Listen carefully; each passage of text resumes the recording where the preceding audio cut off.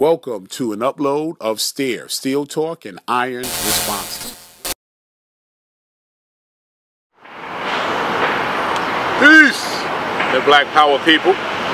I'm finally getting an opportunity to reconnect with my brother. He been moving. He's always moving. Y'all know knowledge of God, so he's been focusing a lot of energy on other projects. And then some challenges popped up that the brother did his little, slip, block, and weave, and he just bang, knocked that right out. So we haven't had a chance to build. So I'm feeling good today, getting a chance to reconnect. We're going to touch on a few topics. Self-care.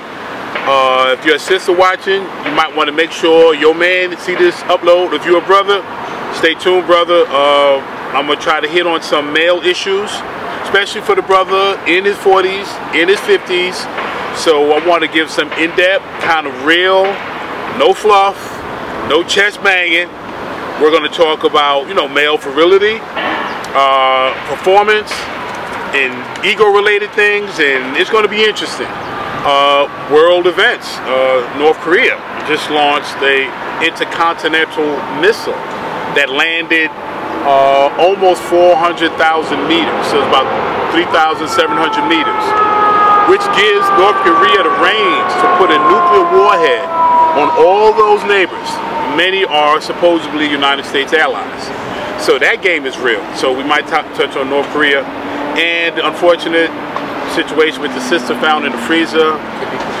Kanika Jenkins, and how we were speaking briefly before we came on camera on how social media is doing something for the first time in any kind of societal structure, where you are finding out about the crime, before even the district attorney does. And not just about the crime, just seeing the victim, just seeing the possible perpetrator, just seeing the scene. You're looking at what's going to be the evidence. All of that's going to, a jury is going to look over that. If there is some, negativity. So I definitely want us to delve into that. But the way it's being covered, and these are young people, and they're not really thinking clearly on multiple levels. But who thought clearly at that age? So sometimes we get too quick and try to jump. Think back to when you were 17 and 18. I'm not speaking about the murder aspect, but just telling mom you're going somewhere and you go somewhere else. Any of y'all ever did that? I thought so. And as young men, you were trying to be where women were going to be. Now, not in this kind of crazy situation. I'm not signing anything off. But before we get too much into that judgmental bag, you were young, you were silly, you made foolish choices also. Unfortunately, there's some dynamics coming together along the lines of either straight up betrayal of friendship. There's got to be a very violent presence there. One of these male figures, in my opinion, from what I'm seeing, somebody want to impose herself on a woman who is not even conscious enough to interact with you, or is interacting with you and trying to stop you. So that's rape, however you count it. And I don't mean to be throwing out accusations so strongly, but I'm looking. We all are looking at this, and it's touching some deep feelings in people. I'm reading the post, and rightfully so, man. If something took place behind some silliness that led to this young lady's death, man, somebody has to pay for this. But we also have to look at ourselves. I'm talking about the black community here. These are our young people. And the little part that I did, I'm getting snippets again. The relationship between the unfortunate victim and the mother seems to be a strong one. She trusted her enough to give her the keys to her vehicle. There's not a lot of parents that have that kind of trustful bond with their children. At 18, how many of y'all throwing your keys to the kids at 18? So they must have had built a real strong relationship. And the alarms only got set off when, quote, the friend called her, said we can't find her, we don't know where she is. So again, guys, we're going to delve into that gingerly. I don't want to contribute in a way that's not going to be either shed light or be uplifting, because we're going to have to heal through this too. This is traumatic. So we got to move through this gingerly. But so how would you like to take it first out of those categories that I put forward? Well, first, Brother Simone, before we get into the deep conversations, we're also going to be talking about, the weather. Right. Oh boy, how did I forget that? How did I forget that? Yes. A lot of people are without, homes. lot of people on the street, a lot of people are in shelters and things like that. Definitely want to speak on that as well. But you know, like you said, let's just start talking about just health in general. You know, because without health, a lot of things, a lot of problems arise. You know, whether you have money in your pocket or anything that's going on, you don't have good health. You don't have a good life isn't good. So if you could just start off, I definitely was very interested in hearing about it. I'm 29 going on 30 myself. 3-0. And I know 10 years from now, if I don't do certain things now, 10 years from now I'll probably have things that I don't know if I'll be able to reverse certain things, or if certain things will be permanently fixed. So if we could just get into that, just speaking on health and just being in the right state of health. And so that's part of why, you know, we chose this dynamic.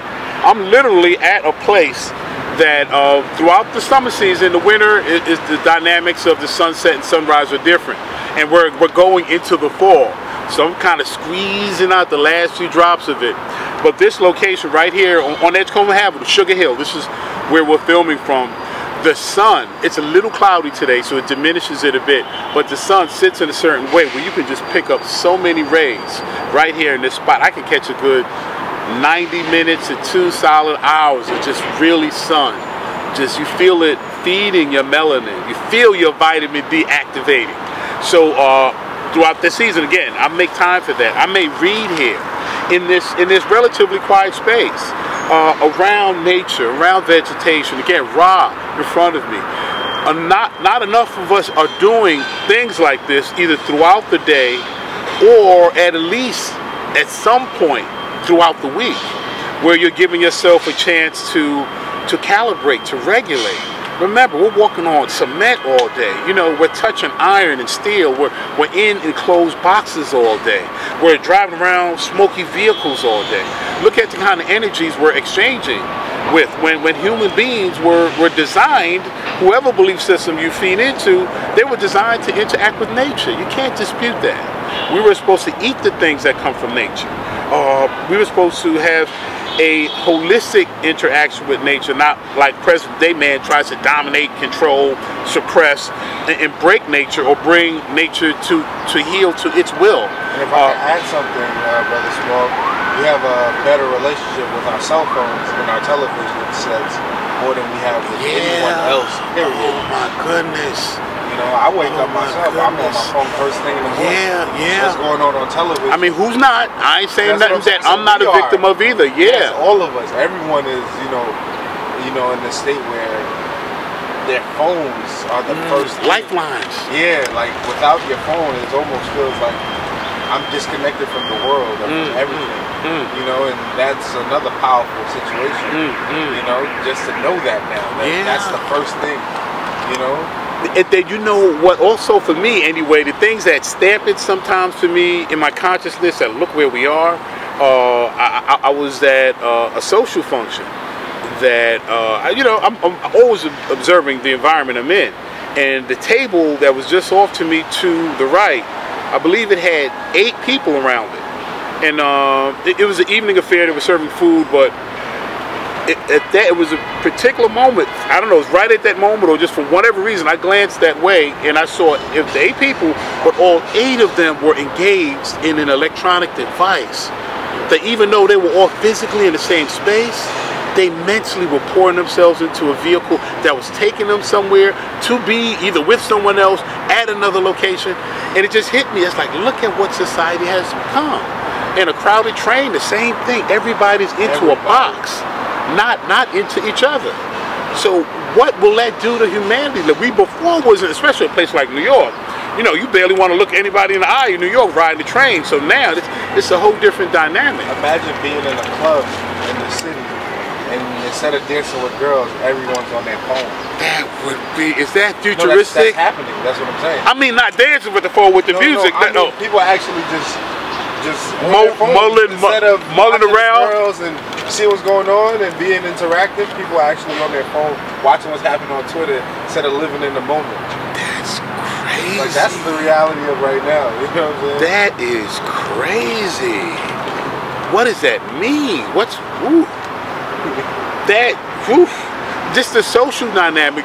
because social skills are something that are developed. That's why from our earliest stages of development as children, play and all those things are part of how a child develops their personality and their interpersonal skills. So we still need that as adults, because if you don't continue to know empathy, to speak to, hey, how are you doing? How was the weather? How do you feel? If you lose all of that, it's just what kind of society comes from that? You know, we already to a certain degree are not caring enough about each other. We see the homeless and we don't feel a need that we have to in any way try to address that. I just don't know, man. But and that's the young, right? That's like the 20th set that's doing that. Yeah. Young guys is in the club. So desensitized of being social. Spooky. Yeah, spooky.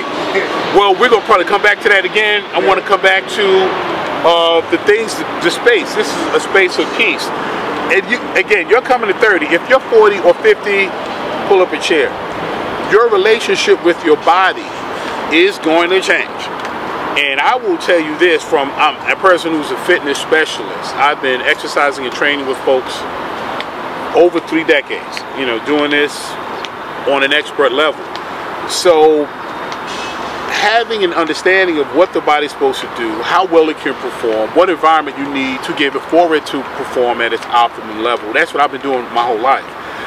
But living through different stages, you know, a decade ago I was 40 for the first time. Now I became 50 for the first time. So I'm learning things about my body as I go down this journey that I'm discovering as I see people going down this path further and have made 2 different choices.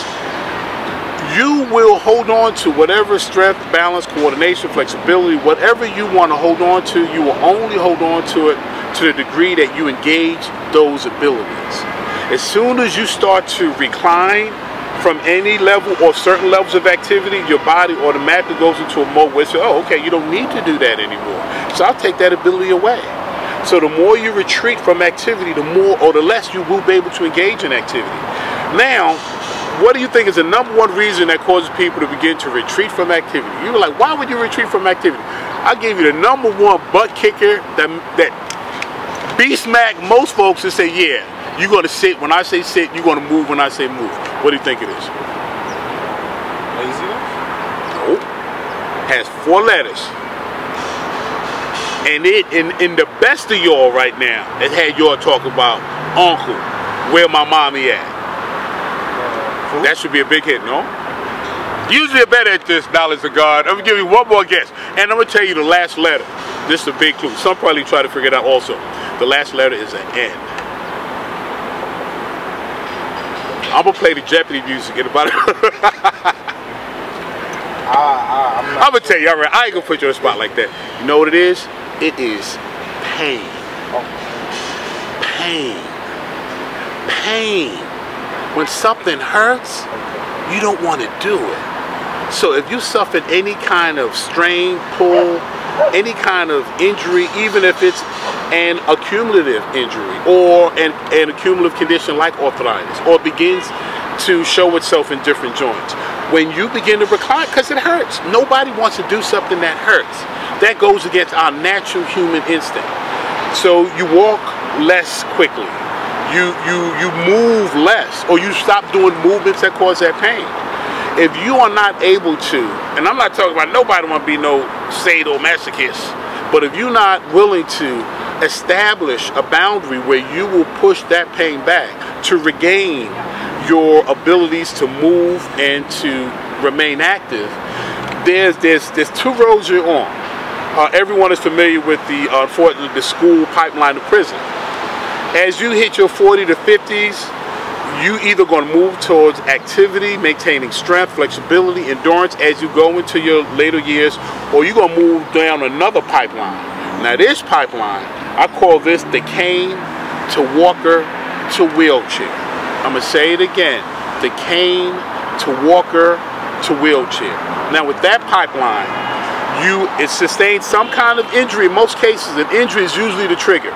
A sprain, a pull, it could be a pretty substantial one. You might develop instances of sciatica. It can come at you in different ways, but nonetheless, it's pain. So first, you're going to have to mitigate it. And that's another road, and that's a whole show we have to do on itself. To get oh my goodness, a painkiller. a drug that now a pain is telling you something, it's going to nullify your ability to communicate with your body in the way that it's designed. Now, it's not designed for you to be always in pain, but that pain can be addressed in ways that are non-pharmaceutical. Hot cold treatment. It's an amazing way to nullify certain strains and pulls and pain. Massage therapy. Getting the right ointments, massaging, stimulating blood flow to a particular area. Slight range of motion movement. There's certain movement that activates healthy tissue to start to heal. But if we're not taught that, if that's not reinforced, the first thing you scrambling for where are those painkillers. So now your relationship is with this. It's not with your body and activity and you finding out a way to heal yourself with your own hands. I just took something. Man, how long is this going to take to shut off a communication that is a God-sent communication? Pain is how body tells you what you should do and what you shouldn't do. But as I said, if it's enough of it, you back up from it. And then folks who don't go down the route totally with the painkillers, or they stay on it halfway, and that's just it. It's pain and movement. And the average older person I see, that's where they're struggling through. Movement. Movement is the last thing you want to lose, especially the ability to ambulate. Anything that impedes your ability to ambulate, you need to address immediately.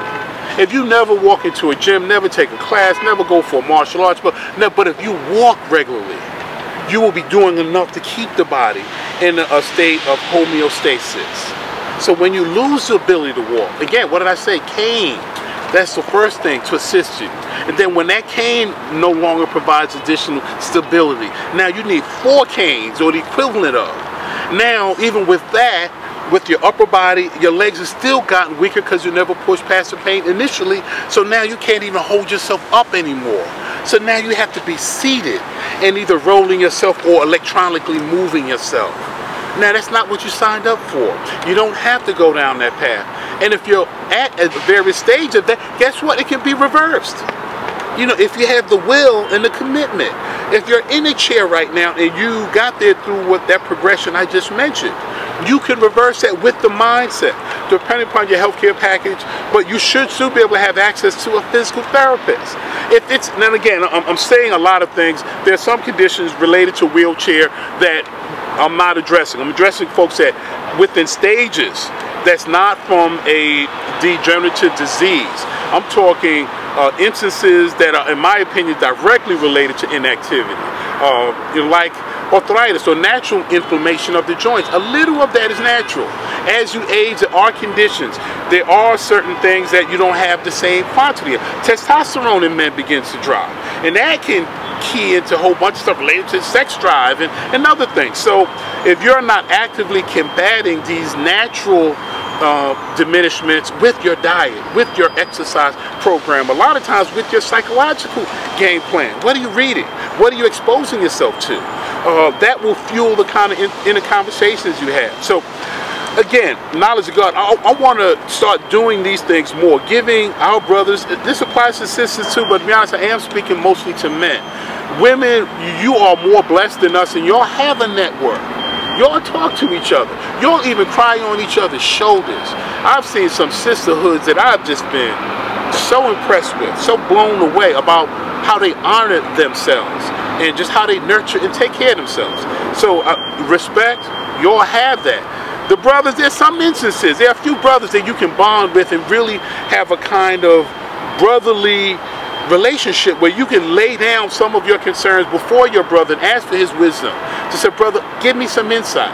Or if he can just be next to you while you work through something and give you support. A lot of us don't have those kinds of relationships. So the information I want to be able to give is for that brother who may not have it. So again, we're going to speak about things related to keeping the body healthy and whole. But as a young man, even at 29, when you see 10 years, 20 years down the road, do you think about the kind of mobility health that you want to have at that time? Yeah, I mean, like even now, when I play basketball, I have like certain knee pains or ankle pains. And I'd be like, damn, I won't be able to do this in 10 years from now. Like, I'm already thinking like that. That's amazing that you would mention what's such a wonderful sport, basketball, but some of the greatest players learn to play it under the most horrendous conditions. Most of these basketball courts are on concrete. Yeah. That's the worst thing in the world, to be trying to decelerate into after a jump. And to do that for years, I'm a firm believer. That's why later in these guys, or relatively early sometimes in these guys' careers, stuff is popping and going. Because they manage and learn all those skills, putting their body through the most extreme movements on a surface that wasn't giving them nothing. I think if they just automatically put wood floors, which is impossible to do, in every city gym, I bet you that would change the next generation of professional basketball that forward. You are not supposed to run, jump, do anything on, you're really not supposed to walk on it. You know, we're supposed to be walking on grass, you know, walking on earth. But yeah, that's basketball. So you feel it, so how do you address it? Do you play less? Do you ice it? Do you play less? Okay, now you see what we've been talking about. We play less, and that's what happened. We play less and less and less until we ain't played at all. Yeah. Now the thing is, again, pain is communication. Don't ignore it, but figure out a way to address it. Say, you know what, guys, there's a gym, and you know what, some local brothers did that. There's a gym on 106th Street. They end up forming a league, in fact. They say they end up paying a few dollars to have a wood floor, older guys, and they was playing and keeping themselves fit under conditions that wasn't breaking down the body. So that's what you want to do. You want to work on activities that give you strength, flexibility, and endurance. Whatever that activity is, it's going to help you. But ambulation, anything inhibiting that, even if it's cardiovascular, the incidence of asthma in New York, especially among the young, are staggering. I think the Bronx leads the nation in asthma sufferers. So it's like something going on. You know, a lot of it, you know, chemical and pollutions, but you know, in many instances, I think something else could be underfoot. That's not going to come to forbearing until much later. You know, remember the Tuskegee experiments. You know, no one found out about that until later. And that was documented. There were doctors and physicians, and you know, it was at an age where there was that gray area of how could you bring someone into an experiment. So I think that's when HIPAA, and well, not HIPAA, but other laws were passed related to you having to have consent before anyone engages in any experiment. And even with that, I don't think the Tuskegee experiment would have cut that mustard, because if you believe what's called the Hippocratic Oath, the first law, the first rule of the oath is first do no harm. So any kind of experiment that was harming people to bring about an outcome or to study a cohort in itself was, in my opinion, a crime against humanity. So you know, I just don't know. There could be some things going on that we won't find out later that it's government driven. But yeah, health. What other questions about health? Just as you do tend to get older, what role does inactivity play? You know? Okay, it plays a very big role, and I brought a few things over here since we're talking about inactivity. When your body is talking to you, again, I guess you'll get from now. My approach to whatever degree possible is topical. It's therapeutic. It's whatever the least invasive therapies there are to give the body a chance to heal. So with that in mind, there are some items. Now, you know what? I don't have to tune in totally on the item because, you know, it's from China, it's a good item, but I ain't got no endorsements with these folks. Okay. But what I'm using this as to let you guys know, find the things that you need. And later we'll be having links, you know, find some black-owned companies that putting this stuff out, and we're going to do this right. But I'm going to demonstrate what you got to do. This has a eucalyptic smell that's off the chain. And it's very easily rubbed into joints. Now, if I have any issue with knees, I start off, try to evenly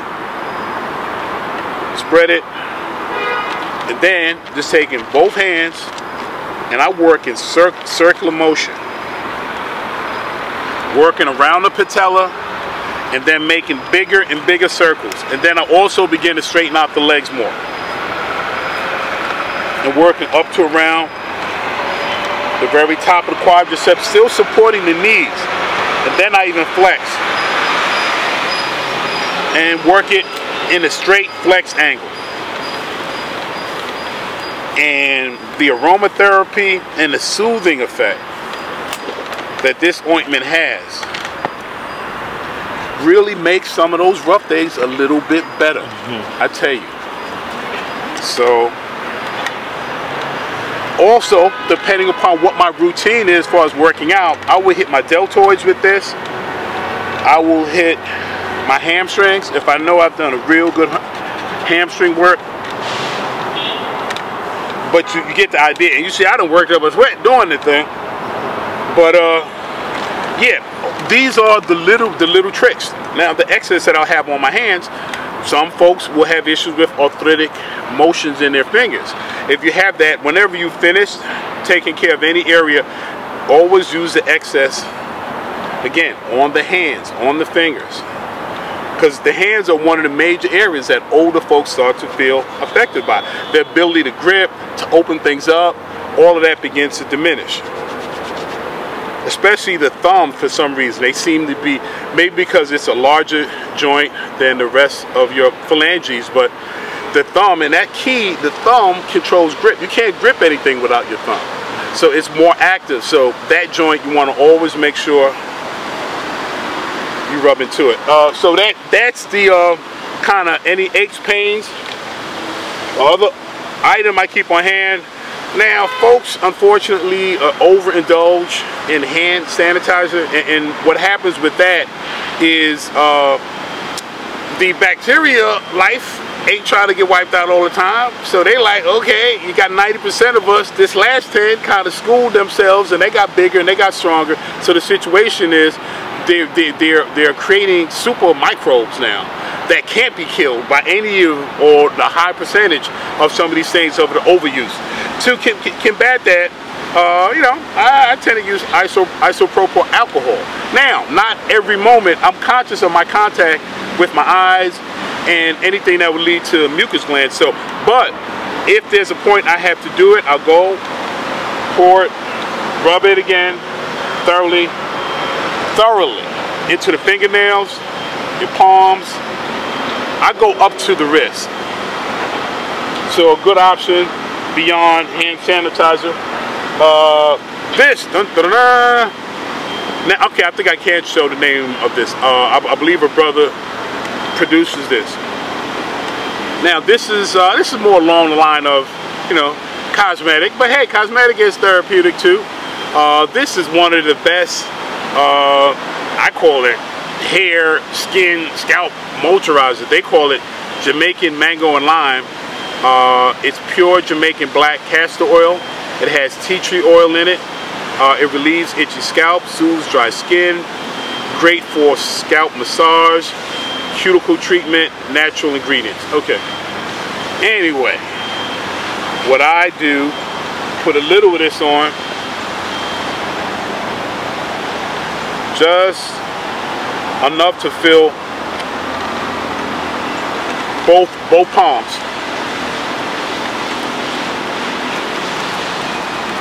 So once I got the length of my hand, I just press it into the beard, on top and below.